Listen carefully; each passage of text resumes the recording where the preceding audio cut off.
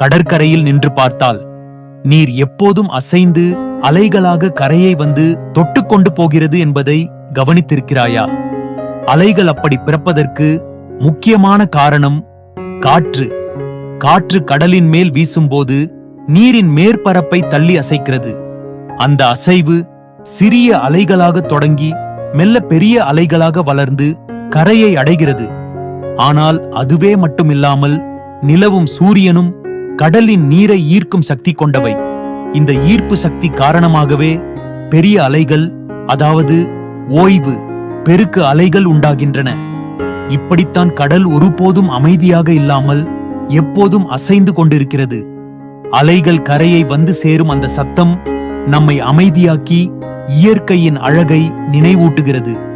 அதனால் அலைகளை பார்க்கும்போது காற்றின் தொடுதல், நிலவின் ஈர்ப்பு, கடலின் உயிரோட்டம சேர்ந்து இயற்கை எவ்வளவு அதிசயம் என்று நினைத்துக்கொள்.